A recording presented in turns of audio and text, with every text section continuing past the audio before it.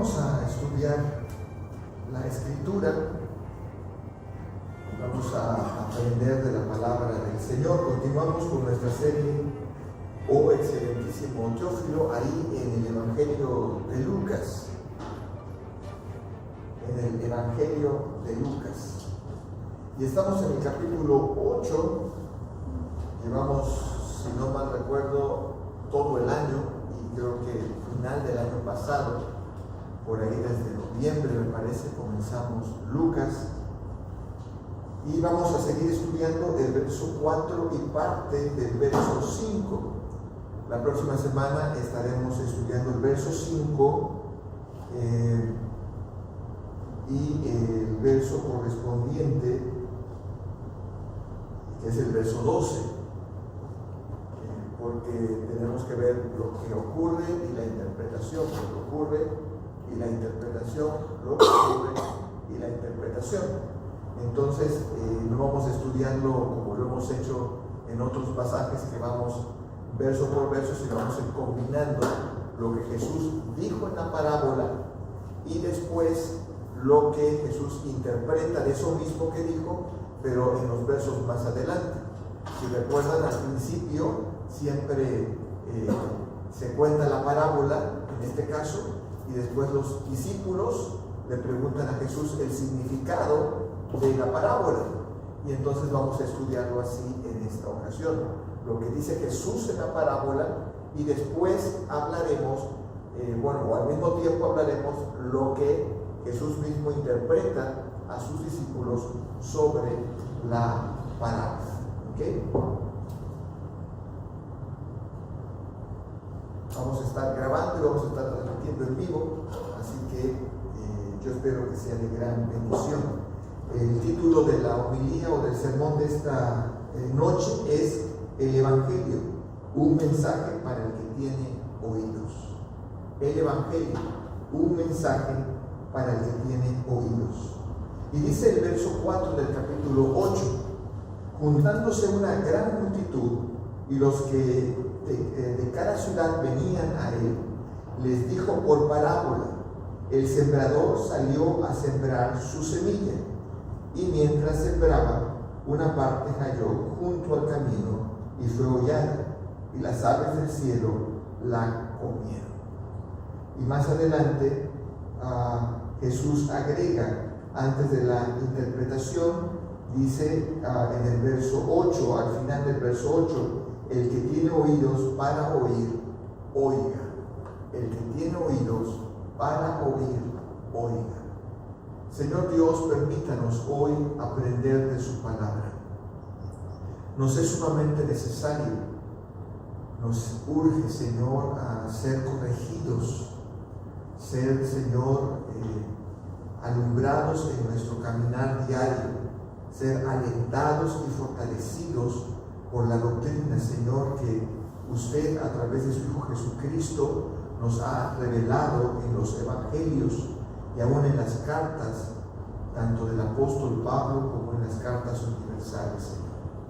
Permítanos, Padre, tener un corazón dispuesto, no solo para aprender un conocimiento nuevo, sino para vivir para su gloria día tras día.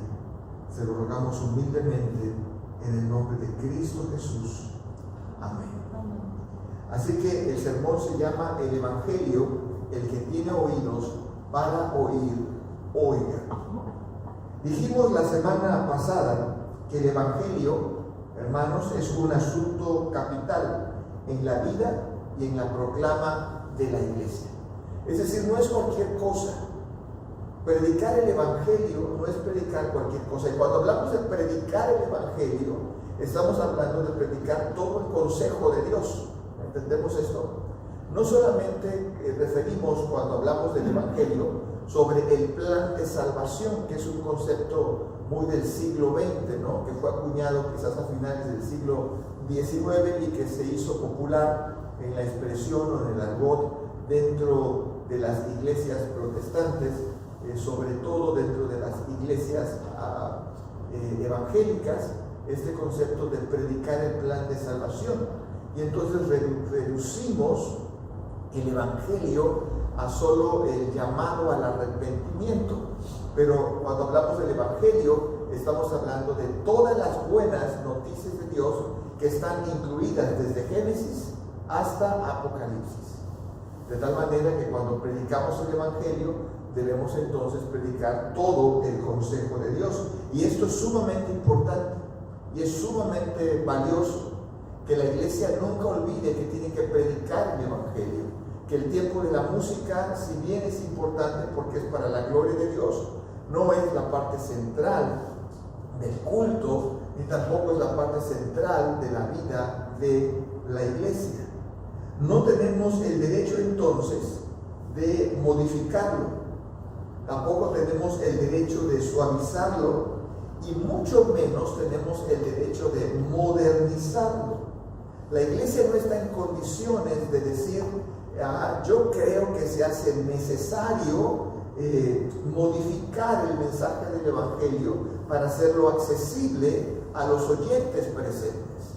Y vamos a ver esto al final de este sermón. Tampoco, y sería terrible o es terrible, escuchar a iglesias predicar un evangelio suavizado, un evangelio donde la palabra pecado, donde la palabra arrepentimiento, donde la palabra ira, donde la palabra justicia son cambiadas por otro tipo de expresiones que no ofendan a las personas que están escuchando ese mensaje. La iglesia no puede hacer esto, y mucho menos la iglesia está en condición de decir, debemos de modernizar el mensaje del Evangelio. Cuando yo era joven y asistía al grupo de jóvenes, se empezaba, y digo se empezaba porque no era lo más común, pero ya empezaba a hacerse un poco popular en las actividades de jóvenes, actividades recreativas dentro del culto de jóvenes, para entretener un poco y de esa manera hacer atractiva la reunión. Eso es modernizar el culto. Hoy día esa pretensión de finales de los 80 se ha convertido en una constante que ha llegado al punto, como les decía la semana pasada, de ver iglesias como esta de Guatemala que se abre al culto y cuyo nombre de la iglesia no es el Divino Salvador, ni es el Buen Pastor, ni es Dios es Amor, ni es la Puerta Estrecha, ni ninguno de estos nombres bíblicos, sino esta iglesia se llama Bar Iglesia, Bar Iglesia, y está diseñado como un bar, para que la gente le sea atractivo ir al templo y estar con la iglesia. Y digo la iglesia entre comillas porque yo tendría muchas dudas que aquellos que están reunidos ahí en realidad sean la iglesia. Y podemos argumentar de que no se van a dar bebidas alcohólicas, sería ya el colmo, ¿no? Pero no creo que el templo de Dios tenga que tener un cambio, o deba de tener un cambio, de tal forma que parezca bar, o parezca teatro, o parezca un karaoke, o parezca cualquier otra cosa. No estamos en condiciones de hacer eso. Es importante que entendamos que el mensaje del Evangelio es capital, y la forma en que se predica ese Evangelio no la decidimos nosotros, sino está establecida en la Escritura misma. Creo que eso es importante y no debemos de olvidarlo. En la parábola del sembrador, y esto no lo digo yo, sino lo dice Matthew Henry, que es un teólogo nacido en 1662 y fallecido en 1714, era un clérigo presbiteriano, hijo de un clérigo anglicano que fue expulsado de la iglesia anglicana, su papá, por predicar los conceptos como solo escritura. Peleó el padre de Matthew Henry esto y fue expulsado de la iglesia anglicana por los reglamentos de esta iglesia, y su hijo Matthew terminó siendo un clérigo en la iglesia presbiteriana, defendiendo conceptos sobre la predestinación, sobre la solo escritura y otros valores teológicos reformados. Y él dijo así: en la parábola del sembrador hay muchas reglas y excelentes advertencias muy necesarias para oír la palabra y aplicarla.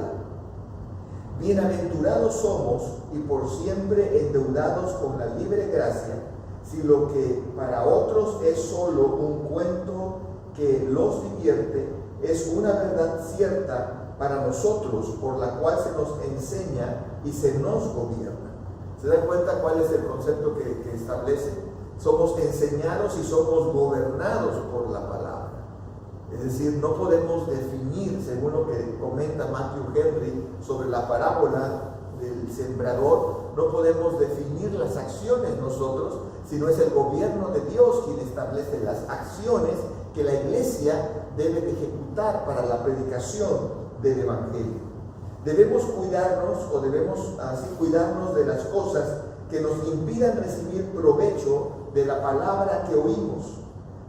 Cuidarnos no sea que oigamos con negligencia y ligereza, no sea que alberguemos prejuicios contra la palabra que oímos, y cuidar nuestros espíritus después de que hayamos oído la palabra, no sea que perdamos lo que hemos ganado. Lo que trata de decir es, no sea que solamente seamos oidores y no hacedores de la bendita palabra del Señor. Este es un hombre cuyos documentos y escritos y comentarios fueron base de sermones de otros grandes predicadores posteriores a él, entre ellos Charles Spurgeon, quien tenía en alta estima los comentarios de Matthew Henry, un gran teólogo de finales de los 1600, principios de los 1700. Nadie que no sea llamado a sembrar debe de involucrarse en esta tarea, el sembrador. Nadie que no haya sido llamado a sembrar debe de involucrarse en esta tarea. Esta demanda es solo para redimidos. Y eso es algo que olvidamos muchas veces. A veces, como buenos occidentales, cuyo valor intrínseco en el logro de los objetivos siempre está aquella máxima que reza: el fin justifica los medios. ¿Hemos escuchado esto alguna vez? En el reino de Dios no. En el reino de Dios el fin no justifica los medios. El fin y los medios deben de seguir una misma línea. Y esa línea la establece Dios en su decreto eterno. Así que nadie que no sea salvo debe de involucrarse en la tarea de predicar el Evangelio. Quien siembra sin ser llamado a la salvación por parte de Dios, al final encontrará una sentencia desconsoladora y devastadora: nunca os conocí. ¿Se dan cuenta? Mateo 7, 21 al 23. Aquellos que predican el Evangelio, entre comillas, y no son salvos, al final van a escuchar esta sentencia devastadora: nunca os conocí. Jamás supe quiénes eran ustedes. Yo no estuve atrás de su mensaje, ni los moví a predicar el mensaje. Ustedes no son sembradores del Evangelio, sino advenedizos. Nunca os conocí. Es el redimido, y solo el redimido, quien tiene la encomienda de sembrar la buena semilla. Busquemos Marcos 16:15. ¿Qué dice? Y alguien lo pueda leer con voz fuerte. Marcos 16:15. Solo el redimido, solo el que ha sido salvo, solo aquel a quien Dios lo ha llevado a Cristo para salvación, puede predicar y puede sembrar la buena semilla. ¿Qué dice entonces Marcos 16:15? ¿Sí? Y les adelante.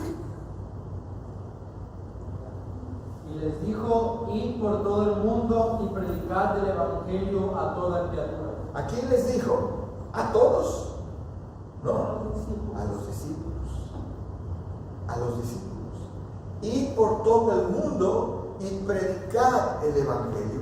Eso no se lo dijo a Anás, no se lo dijo a Caifás, no se lo dijo a Pilato, no se lo dijo al joven rico que al ser confrontado con su falsa justicia, se fue triste al escuchar las demandas del reino. Se los dijo a aquellos a quien Dios había llevado a él para salvación, a los suyos. Por tanto, id y predicar el Evangelio. Y también debemos de entender que el campo y el dueño del campo es de Dios. Marcos 12, del 1 al 9, ¿qué dice? Marcos 12, del 1 al 9. No estamos predicando en cualquier campo. No estamos sembrando en los terrenos de Satanás. No estamos sembrando en los terrenos del maligno. Estamos sembrando en aquello que le pertenece a Dios. Y hemos olvidado completamente esto. Esta teología de la liberación, esta teología de la sanidad espiritual y de la guerra espiritual ha influenciado a tener un concepto equivocado sobre aquello que es propiedad de Dios. Y hemos resumido que la propiedad de Dios está en el cielo. Y no, Dios es dueño de todo lo que existe, sea visible o invisible. ¿Qué dice Marcos 12, del 1 al 9? Entonces comenzó Jesús a decirles por parábolas. Un hombre plantó una viña, la cercó de vallado, cavó un lagar, edificó una torre y la arrendó a unos labradores y se fue lejos. Y a su tiempo envió un siervo a los labradores para que recibiese de estos el fruto de la viña. Mas ellos, tomándole, le golpearon y le enviaron con las manos vacías. Volvió a enviarles otro siervo, pero apedreándole le hirieron en la cabeza y también le enviaron afrentado. Volvió a enviar otro, y a este mataron, y a otros muchos golpearon, a unos y matando a otros. Por último, teniendo aún un hijo suyo, amado, lo envió también a ellos, diciendo: tendrán respeto a mi hijo. Mas aquellos labradores dijeron entre sí: este es el heredero, venid, matémoslos y la heredad será nuestra. Y tomándole le mataron y le echaron fuera de la viña. ¿Qué pues hará el Señor de la viña? Vendrá y destruirá a los labradores y dará su viña a otros. ¿Quién es el dueño de la viña? Dios. Dios es el dueño de la semilla. Dios es el dueño de la viña. Y nadie que no sea de Él debe de sembrar. Nadie que no haya venido al arrepentimiento ha de sembrar. Porque quien no ha venido al arrepentimiento encontrará en la viña y en la semilla una oportunidad de riqueza, aunque al final tendrá un juicio terrible. ¿Entendemos? Así que no podemos olvidar eso. Quien siembra ha entonces de entender que, uno, el dueño de la semilla, es decir, el Evangelio, y el dueño del campo, es decir, esta tierra y sus moradores, es solo Dios. No hay otro dueño. Estamos sembrando en aquello que le pertenece a Dios. Y dos, solo quien ha sido redimido debe sembrar. De ahí que ha de examinar su corazón para ver la verdad de su alma. Para ver la verdad de su alma. Hoy día hay mucha gente que predica porque ve en ello la oportunidad de realización, de riqueza, de prosperidad, de poder. Estos, quienes predican por estas causas, no son de Dios y están predicando un evangelio falso, un evangelio distinto, el cual, hermanos, debemos de resistir y exhibir como falso. No podemos dejar que ese evangelio corra, porque es mentira, es obra del maligno. Amén. Número 2, dice que salió a sembrar. El sembrador salió a sembrar. Cuán puntual es Lucas al referir las palabras de Jesús, las cuales señalan con claridad la acción del que siembra. Es sale salir, ir fuera. No se siembra el Evangelio desde la comodidad. Y eso es algo que debemos de entender. No se siembra el Evangelio desde la comodidad, sino desde la incomodidad. Hoy día la gente quiere servir desde la comodidad. Hoy día la gente quiere predicar desde la comodidad. Platicaba con un hermano y le decía, qué curioso es, pero la realidad es esta. Cuando asistíamos a la iglesia y éramos niños, allá en la iglesia donde nosotros asistíamos, no había clima. Solo unos ventiladores, unas bancas duras y unos ventiladores de techo. Y nadie se quejaba, ¿no? Hoy día la gente busca la iglesia más cercana, más cómoda y más fresca. Algunos buscan eso más una iglesia que tenga buena música. Algunos buscan eso y una iglesia donde tengan la oportunidad de hacer negocio. ¿Entendemos? Y a veces los pastores cometemos el grave error de promover eso para que la gente venga a escuchar el mensaje del Evangelio. Quien predica el Evangelio, quien ha sido llamado por Dios a la salvación y movido a la predicación del Evangelio, debe de entender que va a participar el resto de su vida de una vida incómoda. No hay comodidad en ello, no hay renombre en ello, no hay fama en ello, no hay prosperidad en ello. Quien en redención o quien estando en redención es persuadido a sembrar la semilla, ha de entender y asumir el compromiso entonces de una vida incómoda. La vida de los profetas nos lo recuerda, ¿no? La vida de Juan el Bautista nos lo recuerda. La vida de Jesús mismo nos recuerda esta incomodidad. Dejando su gloria, se hizo hombre, y siendo hombre se hizo esclavo, y siendo esclavo se sometió a muerte y muerte de cruz. Implica incomodidad. El Salmo 126, 5 al 8 dice: los que sembraron con lágrimas, con regocijo segarán.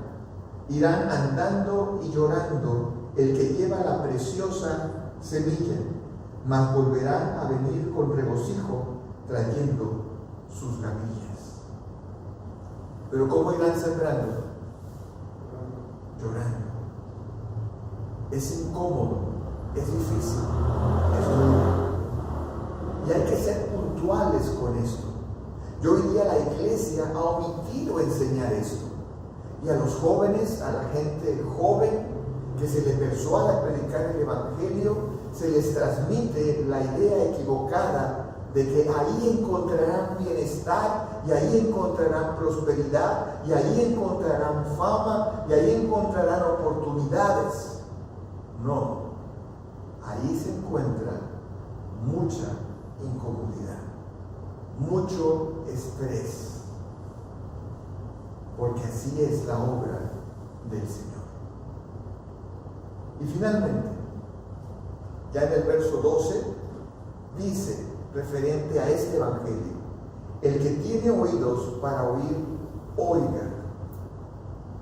El verso 8 tiene una sentencia muy fuerte. Jesús afirma que el Evangelio que les está predicando, así como la semilla que ha estado sembrando, solo pueden ser escuchados por aquellos que tienen la capacidad de escuchar. Es decir, a todos se les anuncia el Evangelio, ¿amén? Pero solamente hay un grupo que puede escucharlo. El resto no puede escucharlo. ¿De dónde procede entonces esta capacidad? ¿Acaso es la voluntad o virtud humana? Es decir, es el hombre o cierto grupo de personas que tienen ciertas cualidades o que tienen ciertas virtudes, que pueden escuchar el mensaje del Evangelio, lo pueden entender y pueden vivir en él. No. No, porque las virtudes humanas son insuficientes, porque las capacidades humanas son insuficientes y porque las obras humanas no sirven de absolutamente nada ante la perfección santa de Dios, que exige que todas sus criaturas sean tan perfectas como Él. Entonces, ¿de dónde viene? Es más bien provisión de gracia divina, producto de la obra regeneradora de Dios en los suyos, y entonces esto procede de la fe. Por eso es que la regeneración precede a la fe. Es un principio, es un dogma en la Escritura, y es un principio de teología reformada y de teología de pactos. La regeneración precede, siempre va delante de la fe, porque no es posible que un corazón muerto en delitos y pecados pueda creer. Solo aquel que es regenerado puede creer en el Evangelio. Solo aquel que es regenerado tiene entonces oídos para oír. ¿Entendemos esto? Jesús no está diciendo, hey, miren, esto es importante. Él no está diciendo esto con esta frase, el que tiene oídos para oír, oiga. Lo que Jesús está diciendo en esta frase es, hey, aquellos en quienes mi Padre está obrando regeneración, oigan, porque yo sé que los demás no van a escuchar. Anás, Caifás estuvieron delante del Mesías y no escucharon. Pilatos estuvo delante del Mesías y no escuchó. El segundo ladrón estuvo en la misma sentencia de muerte que el Mesías y no escuchó. Solo aquellos en quienes Dios obra regeneración, cambiando el corazón de piedra en un corazón de carne, solo a ellos les es dado fe para que puedan creer en el Evangelio. Esto nos distingue completa y totalmente de la teología arminiana, que dice que el hombre en su capacidad aún tiene virtud para elegir a Dios. Por eso el plan de salvación arminiano siempre dice, erróneamente, pero dice, recibe, acepta, abre tu corazón al Señor. Le estás diciendo a una persona que tiene un corazón muerto que haga algo que es incapaz de hacer. No puede. Por eso muchas de las personas en las iglesias evangélicas que pasan al frente, pasan porque han sido movidos emocionalmente o pasan porque han entendido o han adquirido una comprensión intelectual del mensaje del Evangelio y les parece correctos, pero no han entendido y no tienen oídos para entender el mensaje del Evangelio. Siguen estando muertos en delitos y pecados.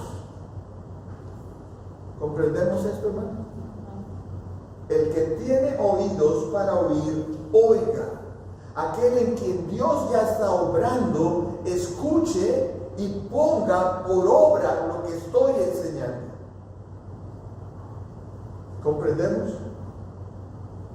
Todos pueden físicamente escuchar el mensaje, pero solo a los que Dios regenera les ha dado fe para entender el Evangelio. A nadie más, en nadie más.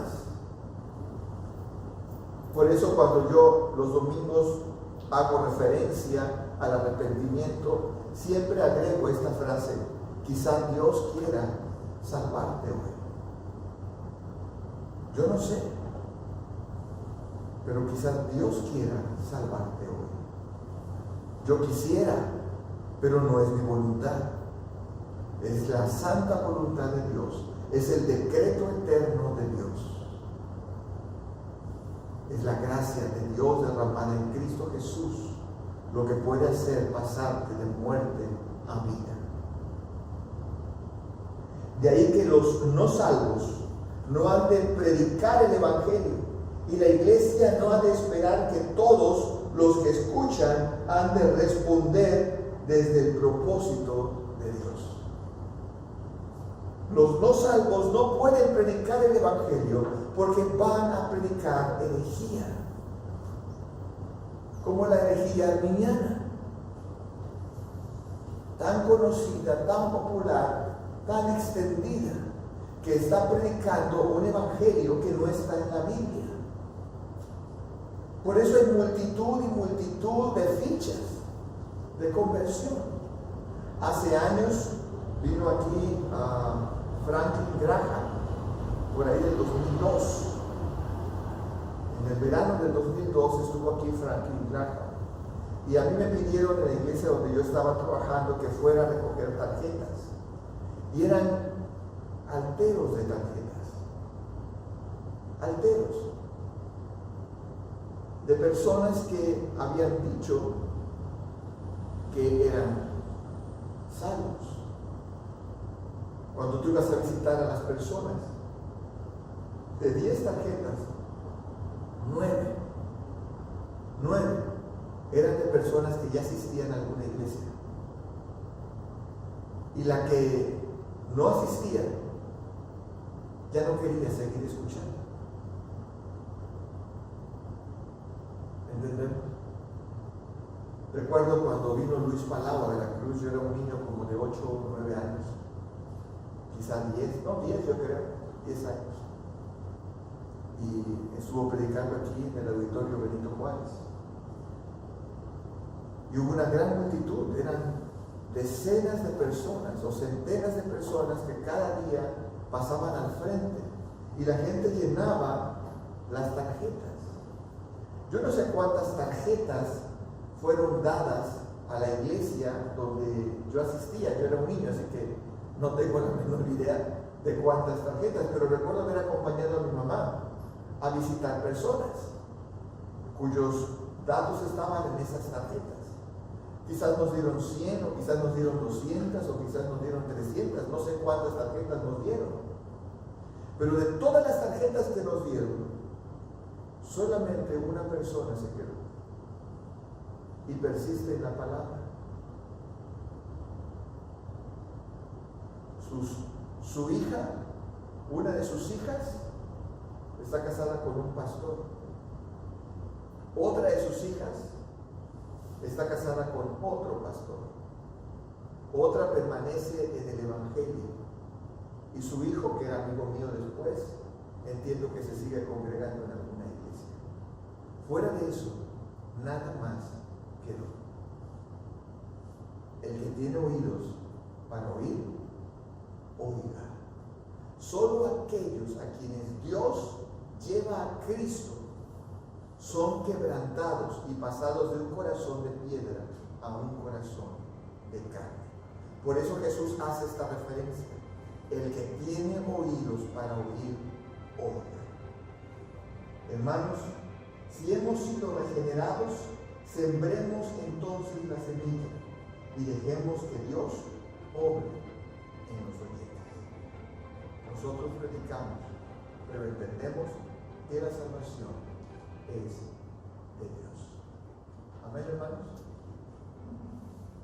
Nadie que no sea salvo debe de predicar.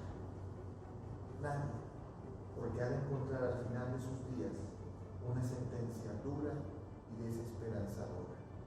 Nunca os conocí. Señor, que tu palabra dé buen fruto a nuestras vidas. Recibe, Padre, la gloria hoy, Señor. Usted es soberano, magnífico en santidad, grande en poder, grande, inmensamente grande en fe. Que su palabra, Dios, dé buen